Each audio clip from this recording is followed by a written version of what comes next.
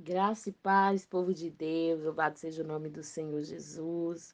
Vamos estar fazendo a leitura do dia 4, lendo Ezequiel capítulo 47, 48 e 1 João 3. Lembrando que nós vamos estar encerrando o livro do profeta Ezequiel. Ezequiel 47. Aleluia. Um riacho no templo. O homem me levou de volta até a entrada do templo. Debaixo da entrada saía água que corria na direção do leste, pois o templo dava frente para esse lado. A água corria por debaixo do lado sul do templo, ao sul do altar. Então o homem me fez sair da área do templo pelo portão norte e me levou pelo lado de fora até o portão que dá para o leste. O riacho saía do lado sul do portão. Com a sua vara de medir, o homem mediu 500 metros na direção da correnteza para o leste. Ele me fez atravessar o riacho ali, e a água chegou aos meus tornozelos. Em seguida, ele mediu mais 500 metros, e a água subiu até os meus joelhos. Mais 500 metros, e a água chegou até a minha cintura. Finalmente, mediu mais 500 metros, e o rio era tão fundo que eu não podia atravessar. Era fundo demais para ser atravessado, a não ser a nado. Aí ele me disse: Homem mortal, preste muita atenção em tudo isso. Então o homem me levou de novo para a margem. Quando eu cheguei lá, vi que havia muitas árvores nos dois lados. Então ele me disse: Esta água corre para o leste e desce até o rio Jordão e até o Mar Morto. Quando entrar neste mar, ela faz com que a água salgada do mar vire água doce. E em todo lugar por onde esse rio passar, haverá todo tipo de animais e de peixe. O rio fará com que as águas do mar morto fiquem boas, e ela trará vida por onde passar. Desde a fonte de Gede até a de Eglim, haverá pescadores na praia do mar, e ali eles estenderão as suas redes para secarem. Haverá ali muito peixe e muitas espécies de peixe, como no mar Mediterrâneo, mas nos brejos e nos rachos a água não ficará boa. Essa água servirá para a produção de sal. Nas duas margens do rio crescerão árvores frutíferas de todo tipo. As suas folhas nunca murcharão e as árvores nunca deixarão de dar frutas. Darão frutas novas todos os meses, pois são regados pelo rio que vem do templo. As frutas servirão de alimento e as folhas de remédio. As fronteiras do país. O Senhor Deus me disse: São estes os limites da terra que será dividida entre as 12 tribos, sendo que a tribo de José receberá duas partes. Eu jurei aos antepassados de vocês que daria esta terra a eles para serem propriedade. Agora, divida entre vocês a terra em partes iguais. Ao norte, a fronteira vai para o leste do mar Mediterrâneo, até a cidade de Etlon, até a subida de Armate, até as cidades de Zedade, Berotes e Ibraim, que ficarem entre o território do reino de Damasco e do reino de Armate, e a cidade de Atricom, que está na fronteira do reino de Aurã. Ao norte, a fronteira vai para o leste do mar Mediterrâneo, até a cidade de Enom, ficando ao norte as região das fronteiras de Damasco e Armate. A leste, a fronteira vai para o sul, de um lugar entre o território de Damasco e de Uarã, sendo que o rio Jordão forma a divisa entre a terra de Israel a oeste e Gileade a leste, até a cidade de Tamar, no Mar Morto. Ao sul, a fronteira vai na direção do sudoeste de Tamar, até a cidade de Oásis, de Cardes Meribá, e dá na direção noroeste, ao longo da divisa do Egito até o mar Mediterrâneo. A oeste, a divisa é formada pelo Mediterrâneo e vai para o norte até um lugar, o oeste da subida de Armate. Dividam esta terra entre as suas tribos, e ela será de vocês como propriedade permanente. Quando vocês dividirem a terra, os estrangeiros que estiverem vivendo no meio de vocês e que estiverem tido filhos nascido aqui receberão também a parte deles. Eles serão tratados como cidadãos israelitas e tirarão sorte para receber a sua parte junto com as tribos de Israel. Cada estrangeiro que estiver morando em Israel receberá a sua parte junto com o povo da tribo do meio da qual estiver vivendo. Eu, Senhor Deus, falei.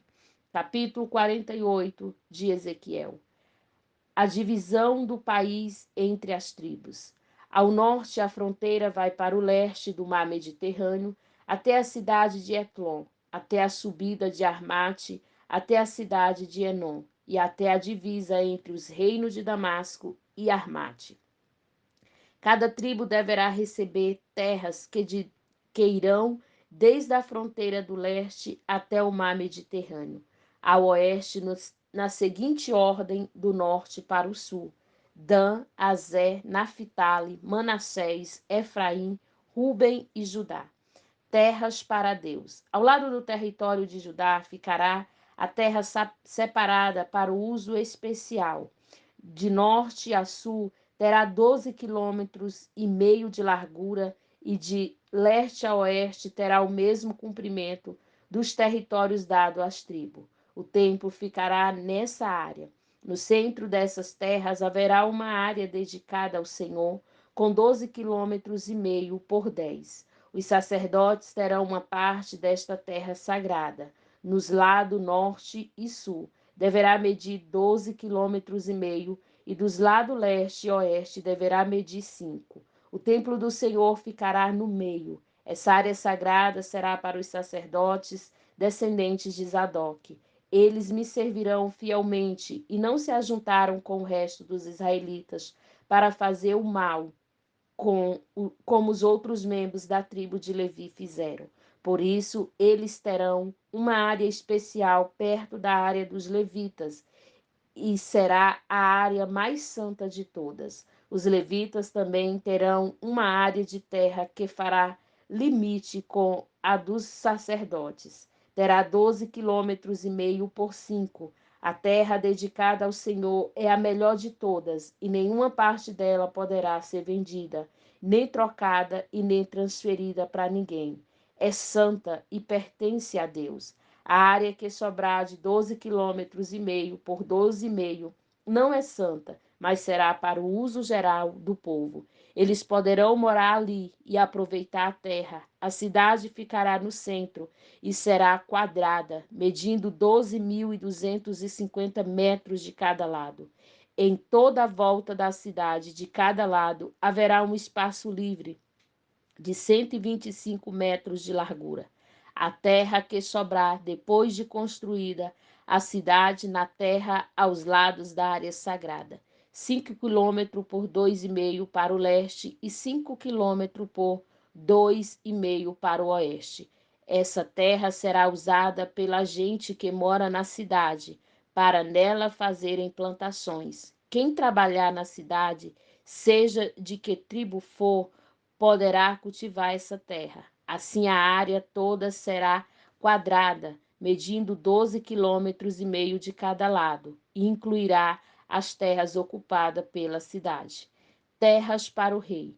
Depois que a área do templo e as terras dos sacerdotes, dos levitas e a terra para a cidade foram tiradas dessa porção de 12,5 km, toda a terra que sobrar dos dois lados, a leste e a oeste, será do rei.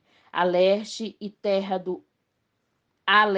a terra do rei, chegará até a fronteira leste, e a oeste até o mar Mediterrâneo. Ao norte, o limite é o território da tribo de Judá, e ao sul é o da tribo de Benjamim. Terras para outras tribos. ao sul desta porção especial, cada um das outras tribos receberá uma porção de terra que irá da fronteira leste na direção oeste até o mar Mediterrâneo. Nas seguintes ordens, do norte a sul, Benjamim, Simeão, Isacar, Zebulon e Gade. Na parte sul do território da tribo de Gade e as fronteiras irá na direção sudoeste, desde a cidade de Tamar até Oás de Gade e daí para o noroeste, seguindo a fronteira do Egito até o mar Mediterrâneo. O Senhor Deus disse: é assim que o país será dividido em partes, que serão das tribos de Israel e que passarão para os seus descendentes. Os portões de Jerusalém. Haverá 12 entradas na cidade de Jerusalém.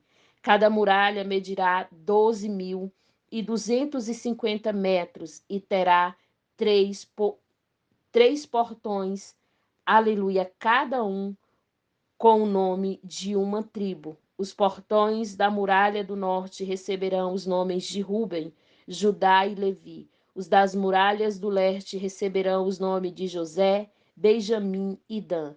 Os das muralhas do sul receberão os nomes de Simeão, Isacar e Zebulon. E os da muralha do oeste receberão os nomes de Gade, Azé e Naphtali. O comprimento total da muralha em volta da cidade toda será de 9 quilômetros, e o nome da cidade daqui em diante será O Senhor está aqui. E aqui nós encerramos, aleluia, o livro do profeta Ezequiel. Louvado seja o nome do Senhor Jesus. Iremos, aleluia, ler agora a primeira carta de João, no capítulo 3. Veja como é grande o amor do Pai por nós. O seu amor é tão grande que somos chamados de filhos de Deus e somos de fato seus filhos. E é por isso que o mundo não nos conhece, pois não conheceu a Deus. Meus amigos, agora nós somos filhos de Deus, mas ainda não sabemos o que vamos ser.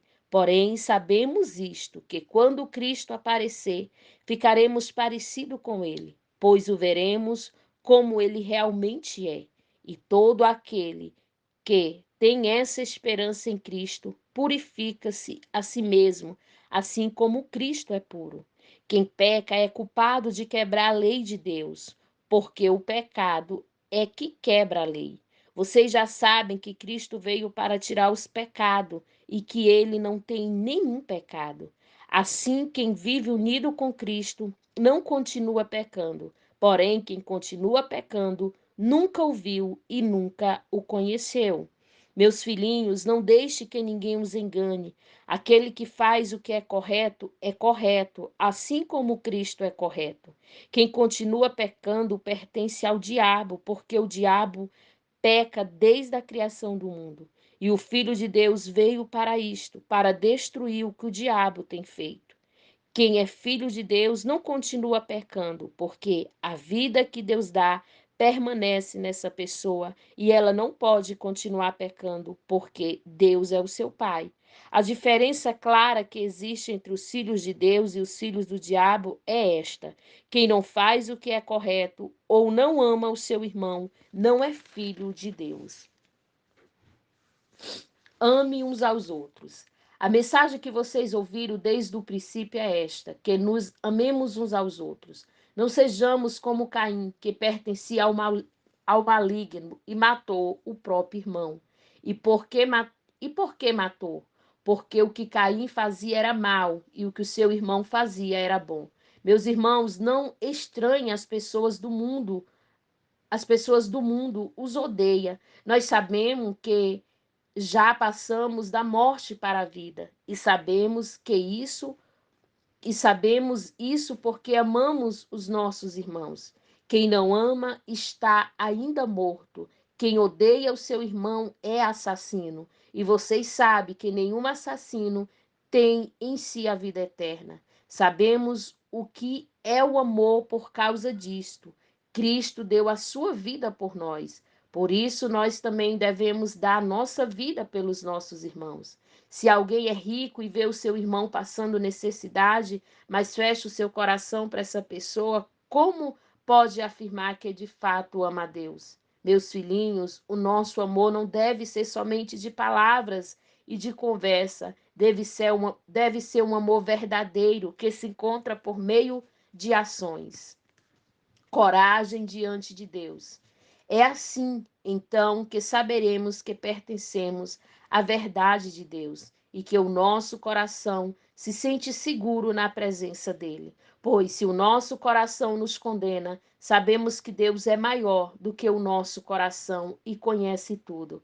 Portanto, meus queridos amigos, se o nosso coração não nos condena, temos coragem na presença de Deus. Recebemos dele tudo o que pedimos, porque obedecemos aos seus mandamentos e fazemos o que agrada a ele. E o que ele manda é isto: que creiamos no seu Filho Jesus Cristo e que nos amemos uns aos outros, como Cristo nos mandou dizer. Quem obedece aos mandamentos de Deus vive unido com Deus, e Deus vive unido com ele. E por causa do Espírito que ele nos deu, sabemos que Deus vive unido conosco. Essa foi a nossa leitura do dia 4 de dezembro de 2023. Que Deus em Cristo vos abençoe.